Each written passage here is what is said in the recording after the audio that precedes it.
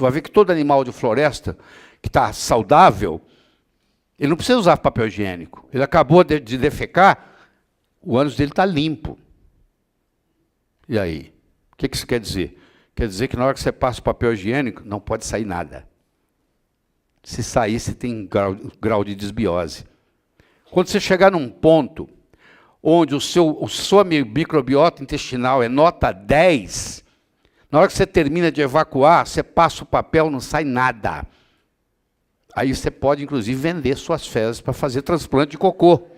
Eu não estou inventando, não. Hoje existe transplante. Se você tem um cocô rico, você pode vender para quem tem cocô pobre. E eles fazem um transplante. Eles pegam e injetam no ânus da outra pessoa e isso salva a vida. Você está achando que eu estou brincando? Estou falando sério. Se você cultivar bem o seu cocô, vai valer dinheiro. Falar que é saúde não estimula. Falar que é dinheiro, vou estimular. Como eu disse para vocês, segundo a Organização Mundial de Saúde, nós temos mais um órgão. Ele é virtual, mas ele existe, que é a microbiota intestinal. Em geral, você tem duas grandes chances de ter uma boa microbiota. Se você nasceu de parto normal, e você absorve a microbiota da vagina da sua mãe, do canal de parto, e depois, quando você é amamentado, ela passa para você.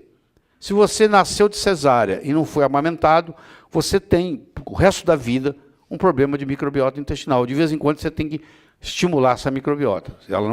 Ela não é a mesma de uma pessoa que nasceu de parto normal e foi bem amamentado. E isso interfere muito na sua saúde. Os chineses dizem, e eles estão certos, a sua saúde começa e termina no seu intestino. Ou seja, a sua saúde e a sua doença depende do seu intestino. E não é você fazer cocô 2 vezes por dia, não. Não, eu não tenho problema de intestino porque eu evacuo 2 vezes por dia. Quer dizer nada, absolutamente nada. Vou te falar por que não é nada. Se você tem um cão, e se você dá para o cão uma ração certa, quando o cão termina de evacuar, o ânus dele está limpo. Ele não precisa usar papel higiênico. Então, muitos casos de problema de doença têm a ver com a microbiota intestinal. Aqui está um intestino saudável, limpinho. E se para chegar desse jeito você tem que fazer colônex, tá? Você tem que ir lá, eles lavam o seu intestino por dentro. Eu fiz 96 sessões para chegar ao meu intestino onde eu queria. Isso não é brincadeira. É uma dedicação à saúde meu. Um intestino em estado ruim e um intestino em estado péssimo aqui, ó. Olha que coisa, isso é impressionante. Muita gente anda assim. Então nós vamos depois discutir em profundidade os prebióticos. Às vezes tem estudos na literatura mostrando que só dando o prebiótico a longo prazo você restabelece os probióticos também, porque pelo menos tem um ou outro lá que vai crescer. Tem os probióticos, que é o Provida, que são as bactérias que são friendly, que são amigáveis. E você tem os produtos que são simbióticos, que é a combinação dos pré e dos probióticos. Então você imagina aqui uma proteína da tireoide, só para você ter uma ideia. Ela é montada em aminoácido. Cada peça desse Lego é um aminoácido. Deu para você imaginar? Muito bem. Então, agora você imagina aqui, eu vou cortar aqui, isso aqui é da tireoide, ó. Agora eu vou pegar essa parte aqui, ó, que é a parte de baixo, vou cortar. Isso aqui é uma proteína mal digerida por falta de ácido clorídrico e absorvida em vista de uma hiperpermeabilidade intestinal.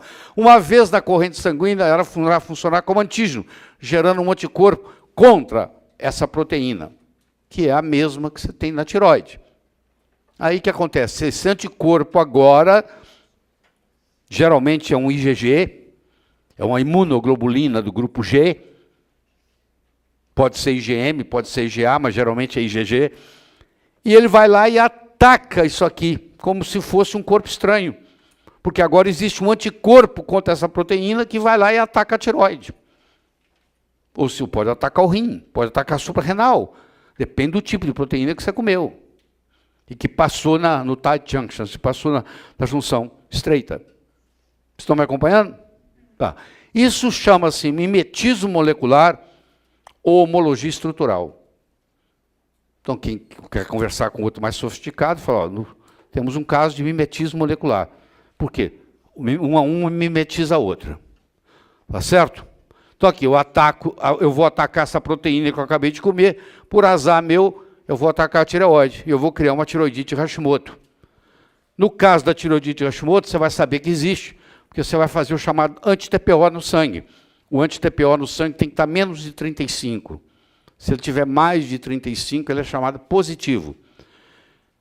Um paciente seu pode ter um anti-TPO de 70 e não ter ainda tiroidite Hashimoto. Mas se deixar do jeito que está, vai ter.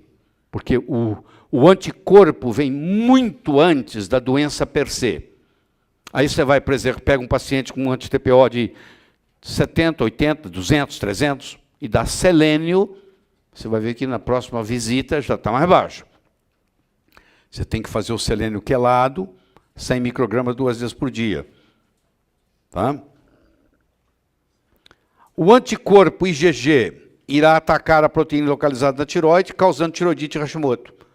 Ou seja, muitos dos casos que você tem de tiroidite Hashimoto começaram no intestino. Eu, para curar a tiroidite Hashimoto, eu tenho que tratar do intestino. Não adianta eu ficar tratando só da tireoide, porque aí eu não elimino a causa. Outros casos que você tem de tiroidite Hashimoto são iatrogênicos.